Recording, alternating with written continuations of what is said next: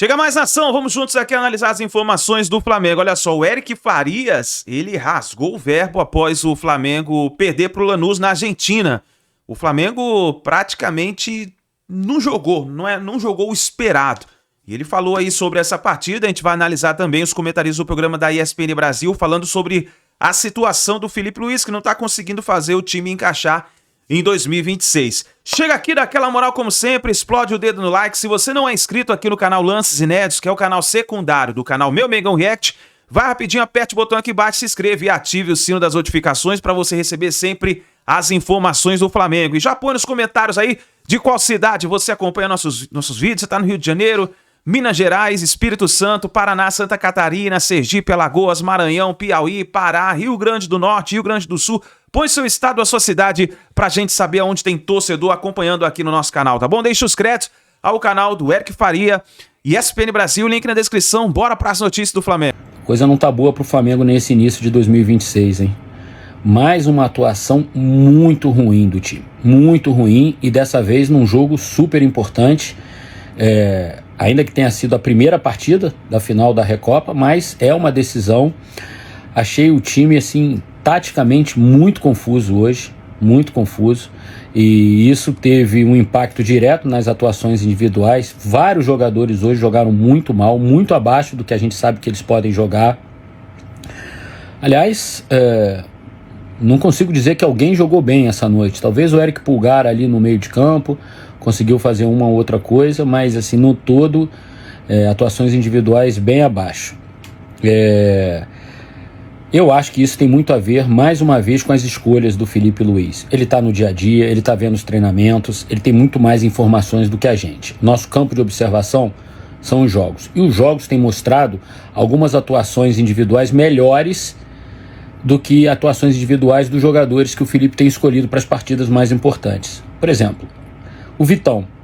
O Vitão, toda vez que jogou bem. E o Léo Ortiz não está jogando bem. O Léo Ortiz é um ótimo zagueiro, um cara de seleção brasileira, mas ele não está jogando bem. Tecnicamente ele não está conseguindo contribuir como ele contribui normalmente. Fisicamente você vê que ele é superado em alguns duelos com muita facilidade. Teve um lance no primeiro tempo, então, que foi assim, que ilustra bem o que eu estou falando. Aí depois o Luiz Araújo, que vem de um período de inatividade, estava sem jogar, lesionado, aí entrou alguns minutinhos contra o Botafogo no último domingo, aí hoje virou titular. O Carrascal, que sempre é um jogador muito útil pelo meio, pelos lados, hoje foi escalado numa outra posição. O Flamengo ficou sem alguém ali como uma referência na frente. Aí o Bruno Henrique, que foi titular domingo, hoje sequer entrou em campo. O Cebolinha, por exemplo, ele não consegue jogar um tempo e meio que seja. Com 10 minutos hoje ele já foi substituído. O Samuel Lino entra e não consegue produzir. Não consegue. É impressionante o que está acontecendo com o Lino, um jogador com potencial, que já demonstrou isso, não só no Flamengo, mas principalmente fora. Ele não consegue dar sequência às jogadas. Acho que o Alexandre não iniciou bem a temporada também, o lateral esquerdo, que é um monstro de jogador, mas não está bem também.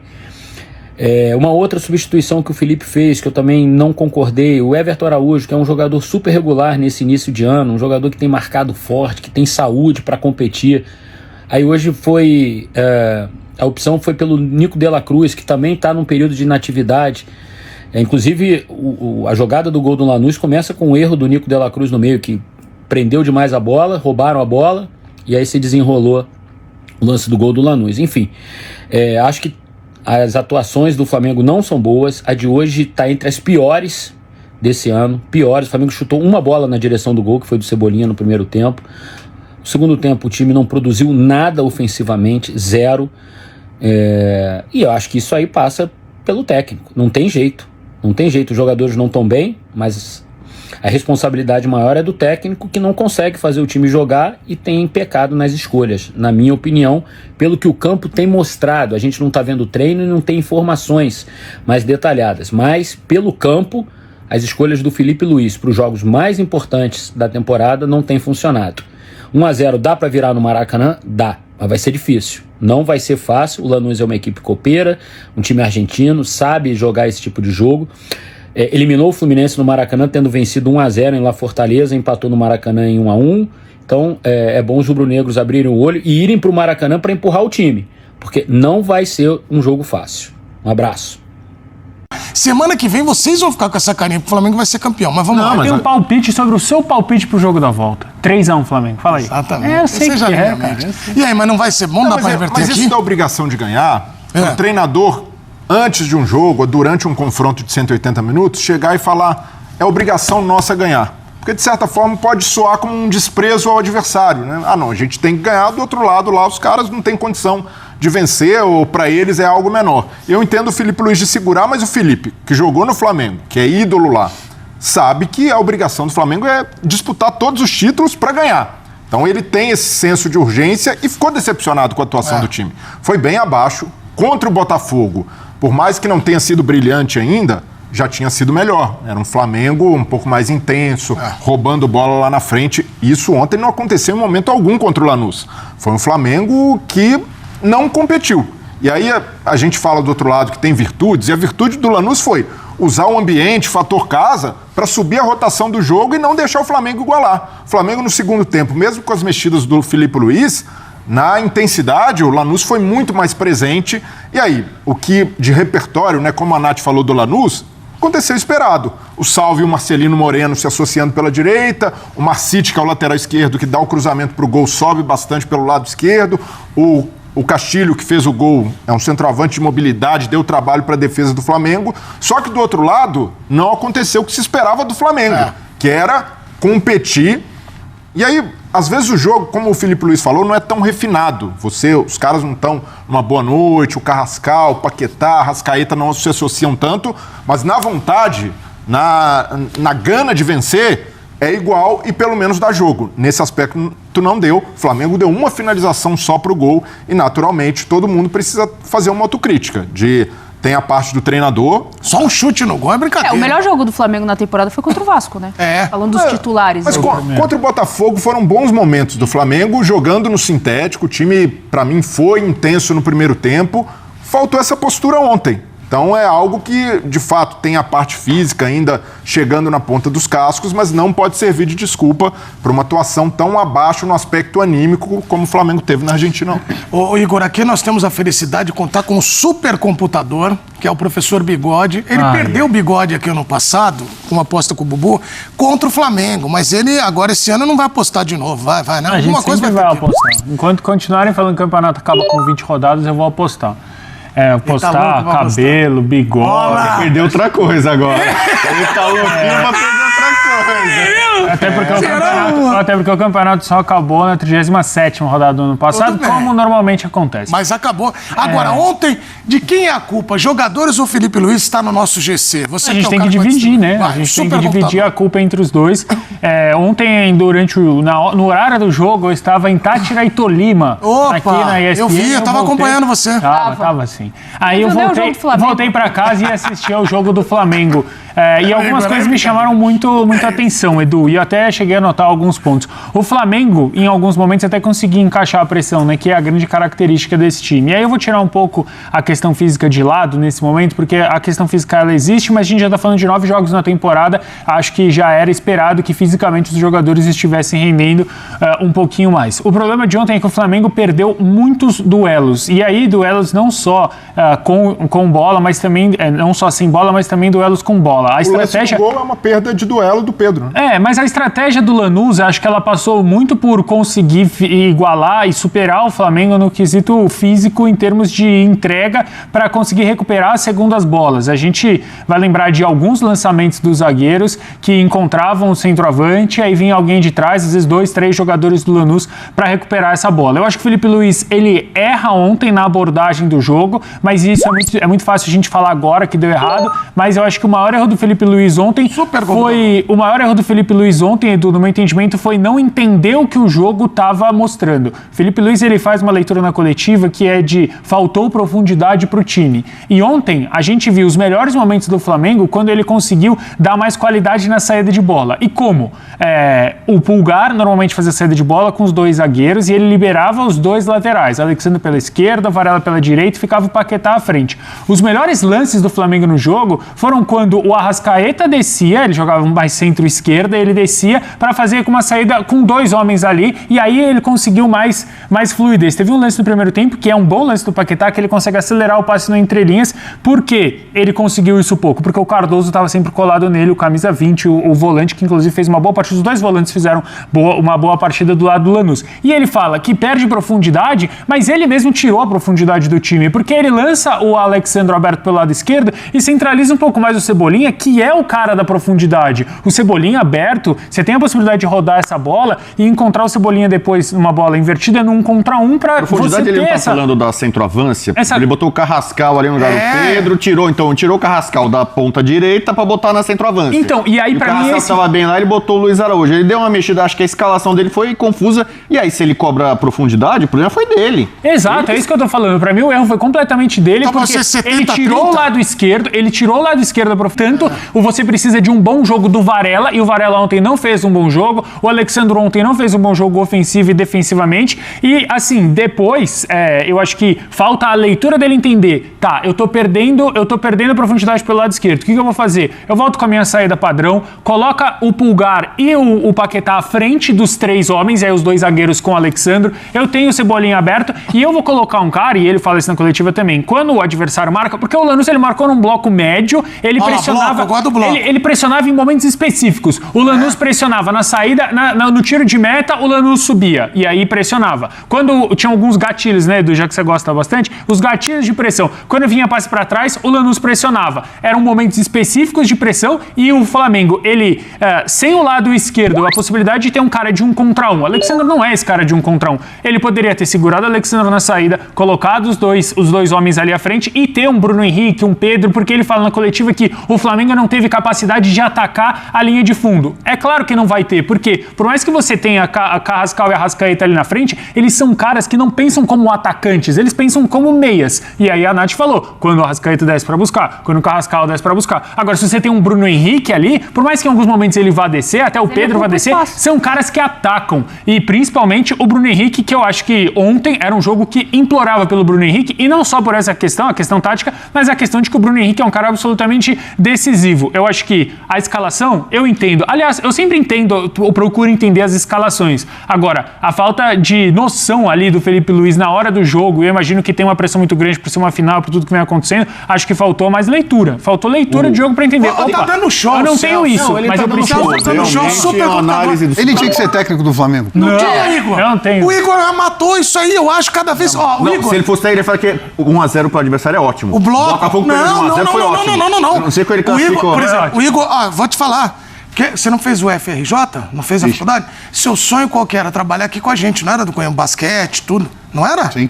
Você gostaria... Você tá vendo? A gente dá oportunidade pro jovem. Você poderia ser um jovem supercomputador aqui com a gente. Mas eu não tenho metade do cérebro dele. Exato. Muito mais. Por isso que eu conto piada.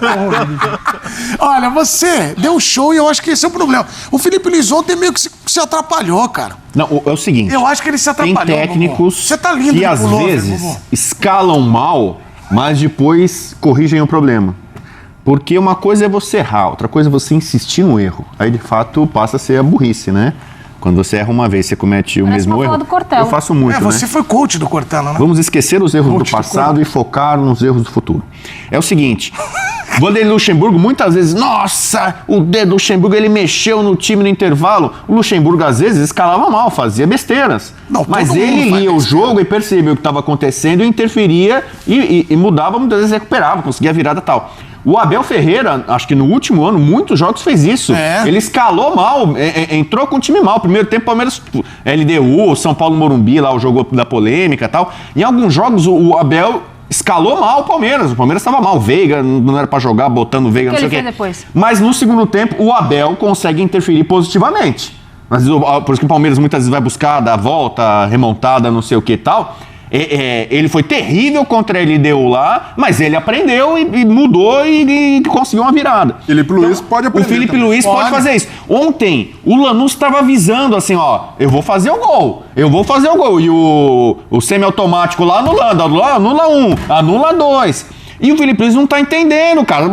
O Flamengo vai tomar o gol, ele vai perder o jogo. Pô, você já escalou errado, beleza, mas você tem 90 minutos pra mudar o cenário. E ele não mudou. Isso que acho que irrita muito o torcedor, que é a questão da teimosia. Pô, mas você não tá percebendo, cara? Olha lá. O adversário tá dominando, o adversário tá avisando. Eu vou fazer o gol, vai sair o gol. Sabe? E o tempo vai passando e o Flamengo no mesmo jeito, no mesmo modo ali. Então, isso eu acho que irrita. Do cara, e você sabe que eu sou um termômetro da nação rubro-negra. Eu sou o talismã da nação. Sabia disso? Aqui o Igor sabe muito bem. O Igor sabe. Né? Eu represento a nação, o sentimento do torcedor. E o torcedor tá desgostoso com o Felipe Luiz. Depois a gente pode até falar da questão da coletiva do Vinícius Júnior, que é um ídolo rubro-negro. Muito flamenguista vai gostar do Vinícius Júnior e esperava que o Felipe Luiz de alguma forma o defendesse e o protegesse, ainda mais pela questão do racismo. Mas ele vai lá e passa pano ali pro argentino, e na Argentina no contexto... Você tá falando já que vai ter crise então lá. Não tem, já tem.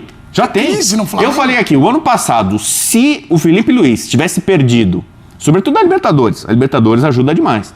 Mas se ele tivesse perdido os 2 títulos, ele não era técnico do Flamengo nessa temporada. Ah, mas ele é promissor. Não. Se ele não tivesse vencido os títulos que ele ganhou ano passado, na reta final, e teve a ponto de perder, porque para muita gente, inclusive para mim, era pro Flamengo ter vencido o Brasileiro com muita antecedência. Ele foi postergando o negócio, foi no final. Ainda bem que o Palmeiras derrapou lá, pipocou no final. Ajudou. A pipocada do Palmeiras ajudou o Flamengo. Você vai provocar o apresentador? Não, eu sou Rio Branco, pode. Não, ele é Rio Branco. Eu tô aqui com o Igor aqui, que é meu brother, parceiro, meu conterrâneo, Rio de Janeiro. Então é o seguinte, exatamente, o Felipe Luiz, de novo, está subindo no telhado. Na reta final da temporada passada, ele estava subindo no telhado. Então, tá bom. Perde agora, ele já perdeu a Supercopa pro Corinthians. O cara tem um monte de título aí. Tá bom, mas então isso daí vai perder pro resto da vida? Flamengo é o time mais caro, tem o melhor elenco, ele é o cara que tem mais opções. Flamengo não é Atlético de Madrid. Acabou de chegar um Paquetá com 42 milhões. Então, assim, a desculpa física, você aceita 1 semana, 2 semanas, 1 mês. Já foi, cara. Já foi. Então tem uma hora que o disco ali você não aguenta mais ouvir aquele disco. Sabe quando você comprava aquela? E o vento, ele falou do vento. Bolacha? Você não aguenta mais. Ele falou do vento. O vento, campo seco. Mas isso aí não pode falar. Entendeu? Então, assim, ele já tá se perdendo em campo, não achando as soluções, não percebendo o que tá acontecendo, não consegue interferir, mudar e melhorar o time, como foi nesse jogo, como foi contra o Corinthians.